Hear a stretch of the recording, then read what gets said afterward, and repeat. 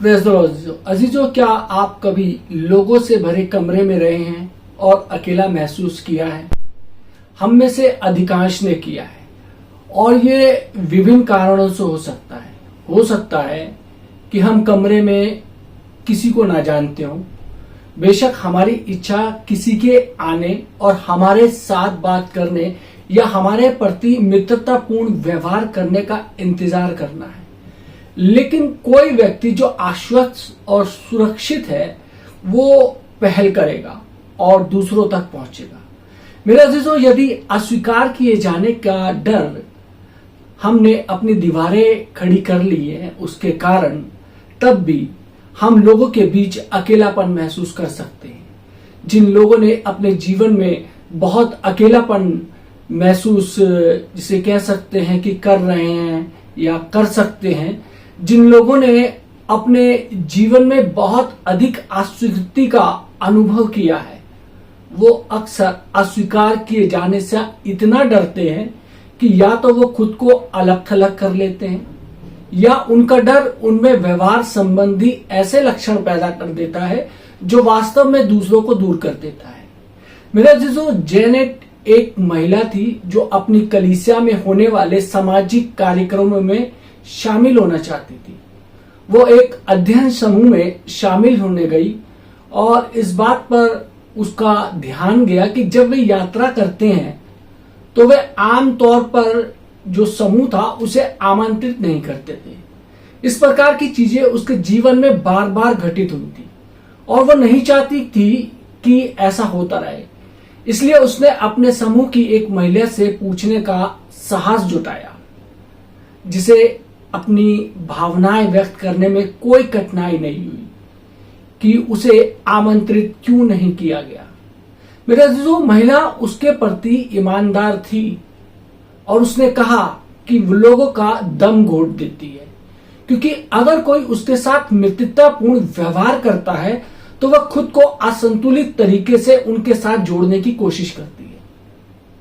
हालांकि ये सुनना जेनेट के लिए दर्दनाक था और महिला जो कह रही थी उसे पूरी तरीके से समझने में कुछ समय और परामर्श लगा।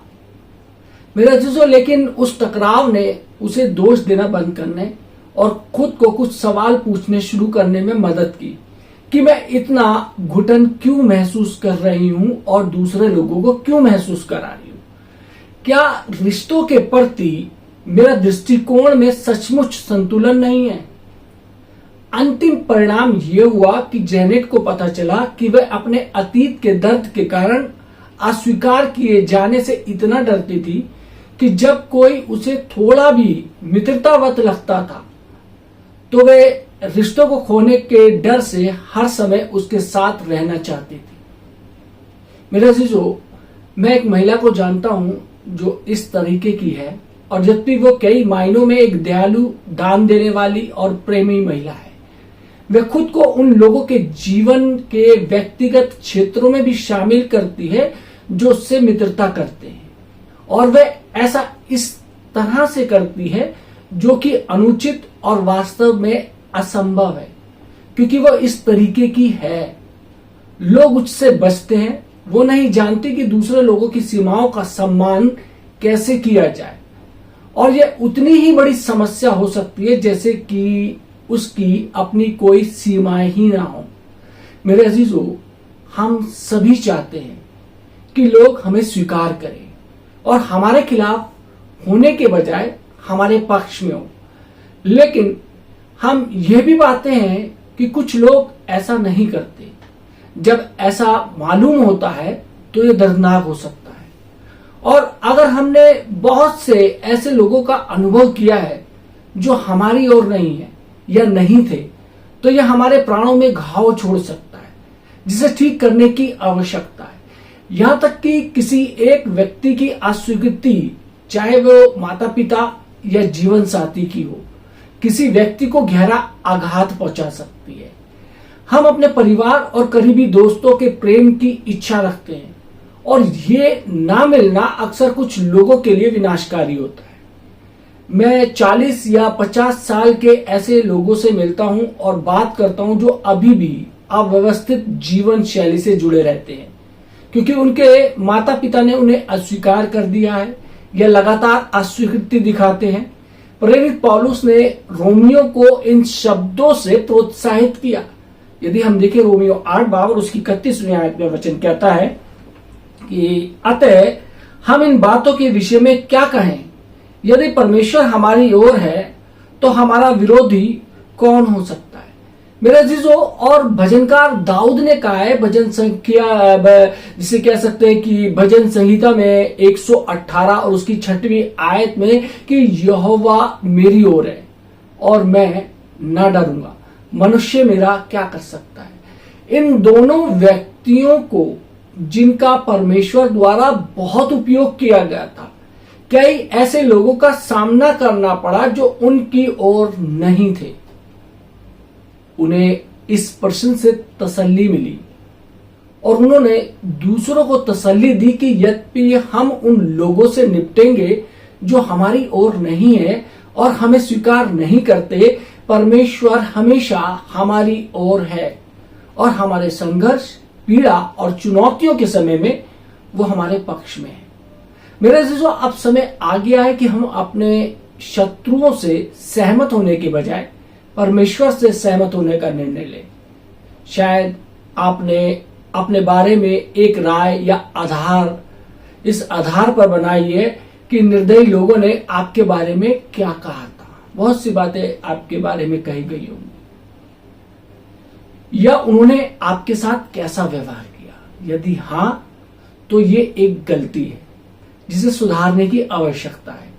यदि आपके लिए आपकी ओर होने का समय है, और इसका सीधा सा मतलब ये है कि यह आपके लिए खुद का दोस्त बनने, अपना सबसे अच्छा सहयोगी बनने और ईश्वरीय तरीके से खुद से प्रेम करना सीखने का समय है। इससे कोई फर्क नहीं पड़ता कि परमेश्वर हमारे लिए और हमारे माध्यम से कितना कुछ करना चाहता है। वो तब तक कुछ नहीं कर सकता जब तक हम उसके साथ सहमत नहीं हो जाते, और इसका मतलब है कि हम उसके वचन से सहमत हैं। उसके सभी वायदे हमारे जीवन में तभी साकार होते हैं जब हम उन पर विश्वास करते हैं।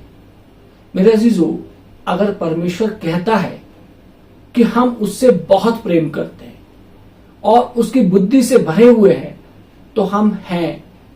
यदि वो कहता है कि हमें क्षमा कर दिया गया है और हमारे भविष्य के लिए उसकी योजना अच्छी है, तो ऐसा ही है। मेरा अजीजों, शायद आपने इतने लंबे समय तक अन्य लोगों और उनकी आलोचनाओं को सुना है कि अब आप अपने बारे में बहुत निम्न राय रखते हैं, बहुत छोटी सी राय रखते हैं। मेरा अजीजों, मैं सुझाव देना चाहता हूं कि आप थोड़ा सा रुकें और अपने आप से पूछें कि आप अपने बारे में कैसा महसूस करते हैं। क्या आप अपने आप को पसंद करते हैं? क्या आप उन प्रतिभाओं और क्षमताओं को देखते हैं और उनकी सराहना करते हैं जो परमेश्वर ने आपको दी हैं? क्या आप जानते हैं कि आप मूल्यवान हैं? जैसे जैसे हम मसीह की तरफ बढ़ते हैं, हम सभी बदलते जाते हैं, लेकिन अपने बारे में कुछ चीजें हैं जिन्हें हमें स्वीकार करने की आवश्यकता होगी, भले ही वो चीजें वैसी ना हो जिन्हें हमने अपने लिए चुना होगा। यदि आप अपनी इच्छा से अधिक लंबे हैं, तो आप हमेशा लंबे ही रहेंगे। यदि आपका कद छोटा है, तो आप हमेशा छोटे ही रहेंगे। आप लंबे जूते पहन सकते हैं, लेकिन आपको उन्हें उतारना ही होगा और फिर आप एक बार फिर छोटे कद के हो जाएंगे। मेरे अजीजों, हम अपने बारे में एक चीज या दूसरी चीज को पसंद ना करके अपना जीवन बर्बाद कर सकते हैं, लेकिन अपनी शक्तियों और उन सभी अद्भुत गुणों पर ध्यान केंद्रित करना अधिक बुद्धिमानी है जो परमेश्वर ने आपको दिया है।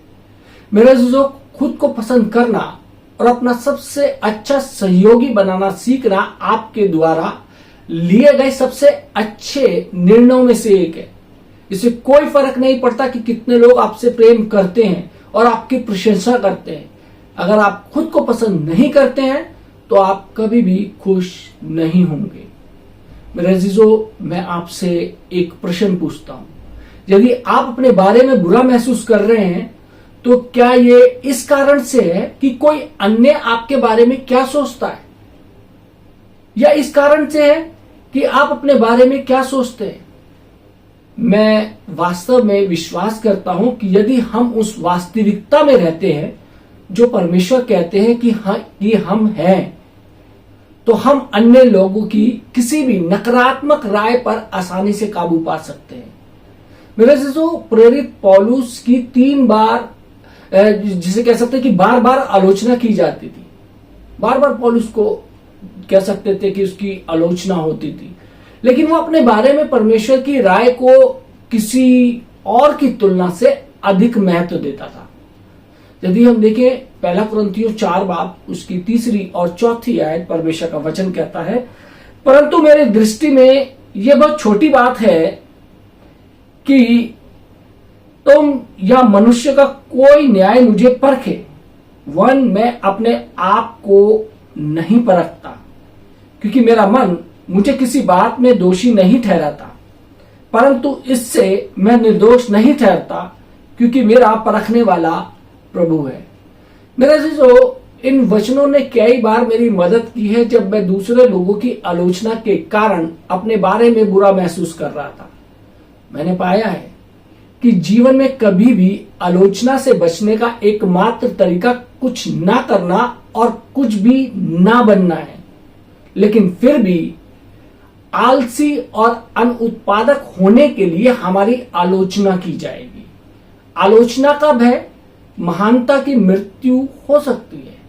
जब हमारी आलोचना की जाती है तो ये विचार करना बुद्धिमानी ये है कि क्या हमारा आलोचक सही हो सकता है, जो हमारे बारे में कुछ कह रहा है, क्या वो सही है या नहीं, और यदि वे सही है तो उन्हें धन्यवाद दें, यदि नहीं है तो उनके लिए प्रार्थना करें। मेरे अजीजों, मैं आपको अपने साथ शांति बनाने के लिए प्रोत्साहित करना चाहता हूं। हम में से कोई भी वो सब नहीं है जो हम चाहते हैं, लेकिन हम कर सकते हैं। मेरे अजीजों, हम जो हैं उसे अपनाएं और जीवन में महान कार्य करने के लिए आगे बढ़े। परमेश्वर हम में से प्रत्येक को कुछ हद तक कमजोरियां प्रदान करता है, ताकि हमें हमेशा उस पर निर्भर रहना पड़े और उसकी आवश्यकता पड़े। कोई भी पूर्ण लोग नहीं है, कोई भी सिद्ध मनुष्य नहीं है।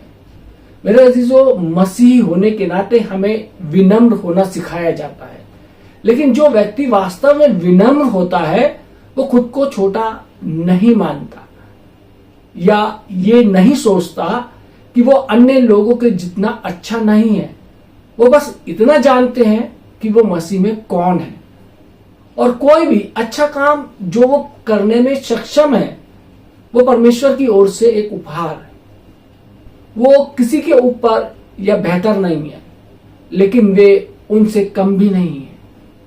मेरे अजीजों, वास्तव में एक सच्चा विनम्र व्यक्ति अपना समय ये सोचने में बर्बाद नहीं करता है कि उसके साथ क्या सही है या उसके साथ क्या गलत है, लेकिन वो बस अपने आप पर अत्यधिक ध्यान नहीं देता है। वो इस बारे में अत्यधिक चिंतित नहीं है कि वो कैसे दिखते हैं, लोग उनके बारे में क्या सोचते हैं। यह सभी चीजों को प्रथम होने की स्थिति बनाए रखने की कोशिश नहीं करता है। वे जो है वही बने रहना और परमेश्वर के लिए सर्वश्रेष्ठ करने के लिए स्वतंत्र है। हम मसीह के बिना कुछ भी नहीं है, लेकिन हम उसके माध्यम में सभी चीजें कर सकते हैं। यीशु दोषपूर्ण लोगों का स्वागत करता है और वह उनके माध्यम से काम करने में प्रसन्न होता है। जब हम अपने बारे में निम्न राय रखते हैं, तुच्छ राय रखते हैं, छोटी राय रखते हैं, तो हम शायद ही कभी निर्णय लेने के योग्य महसूस कर पाएंगे अपने आप को। हम जो कुछ भी सोचते हैं, महसूस करते हैं और निर्णय लेते हैं, उसके बारे में हम आसानी से खुद पर संदेह करने की पीड़ा में पड़ सकते हैं। कोई भी हर समय सही नहीं होता है, लेकिन कोई भी हर समय गलत भी नहीं होता है, और हमें ईश्वरीय बुद्धि का पालन करना सीखना होगा और फिर अच्छे निर्णय लेने के लिए खुद पर भरोसा करना होगा। क्या आप स्वयं को कोई निर्णय लेते हुए और फिर अत्यधिक सोचते हुए पाते हैं कि आपने सही निर्णय लिया है या नहीं? क्या आप बार बार अपना मन बदलते हैं और पाते हैं कि आप दोहरी सोच वाले हैं, दो निर्णयों के बीच फंसे हुए हैं और इस बात को लेकर हमेशा तनावग्रस्त हैं कि कौन सा निर्णय सही है? जब हमें निर्णय लेने की आवश्यकता होती है तो हमें परमेश्वर से यह निर्णय लेने में मदद करने के लिए कहना चाहिए कि क्या सही है, और फिर एक बार जब हम निर्णय ले लेते हैं तो हमें संकोच नहीं करना चाहिए और अपनी पसंद के बारे में दोहरे विचार नहीं रखने चाहिए।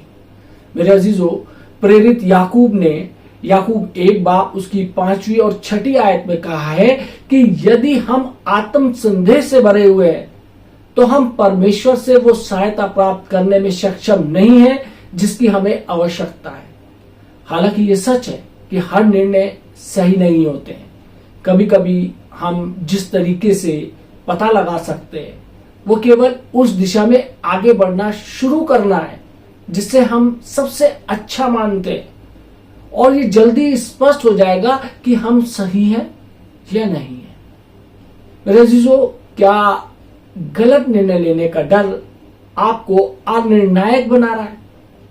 आपको निर्णय लेने की आपकी वो जो शक्ति है उसको खींच रहा है?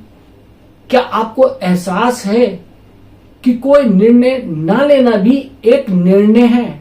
याद रखिए, हम कुछ भी करने से इनकार करके खुद को गलतियां करने से नहीं बचाते। यदि आप कोई गलती भी करते हैं तो ये दुनिया का अंत नहीं होगा, और कम से कम आप इससे सीख ले सकते हैं। डरे नहीं, आगे बढ़े, परमेश्वर से प्रार्थना करें, दुआ करें, फिर निर्णय लें। देखिए, आपके निर्णय 100% सफल होंगे, क्योंकि जब आप परमेश्वर से मदद मांगते हैं, परमेश्वर से बुद्धि मांगते हैं उस निर्णय को लेने के लिए जिस चीज के बारे में आप जानते नहीं हैं, जिस चीज के बारे में आप सोचते हैं कि इसका आने वाला कल क्या होगा, जब उस चीज के बारे में आप नहीं सोचते हैं, नहीं जानते हैं, तब आप परमेश्वर के पास जाइए ताकि परमेश्वर आपको एक सक्षम निर्णय लेने में सक्षम बनाए। परमेश्वर चाहता है, परमेश्वर ने आपको रोबोट नहीं बनाया है। परमेश्वर ने आपको इच्छा शक्ति दी है, सामर्थ्य दी है, बुद्धि दी है, ताकत दी है, सारी चीजें आपको दी है। यदि फिर भी आपके मन के अंदर दोहरे विचार आते हैं तो सबसे अच्छी बात यह है कि परमेश्वर के पास जाए। वैसे तो हर बात के लिए हमें परमेश्वर के पास जाना चाहिए। कोई भी निर्णय लेने के लिए, कोई भी चीज शुरू करने के लिए हमें सबसे पहले परमेश्वर के पास जाना चाहिए, उससे प्रार्थना करनी चाहिए कि प्रभु मुझे बुद्धि दे कि जो काम मैं करने वाला हूं या जो निर्णय मैं लेने वाला हूं वो प्रभु जी तेरी ओर से। परमेश्वर आपको सिखाएगा, आपको बढ़ाएगा कि किस तरीके से निर्णय लिए जाते हैं। परमेश्वर आप सबको आशीष दे। आमीन। आइए हम प्रार्थना करें। महान सामर्थ्य पिता परमेश्वर, धन्यवाद देते हैं आज के सुंदर वचन के लिए, जिसमें परमेश्वर हमने देखा कि हमें किस तरीके से निर्णय लेना है परमेश्वर, क्योंकि हम जानते हैं कि खुदावन हम तेरी सहायता के बिना परमेश्वर बिल्कुल बेकार है। यदि खुदावन तेरी सामर्थ, तेरी सहायता हमको मिलती है तो खुदावन हम जोरावर हो जाते हैं, हम ताकतवर हो जाते हैं। प्रभु जी, हम तुझसे विनती करते हैं, यदि आज बहुत से ऐसे लोग हैं जो अपने जीवन के क्षेत्रों में निर्णय नहीं ले पाते, प्रभु जी आप उनकी मदद कीजिए, उनको सामर्थ्य दीजिए परमेश्वर निर्णय लेने की, उनकी इच्छा शक्ति को मजबूत बनाइए।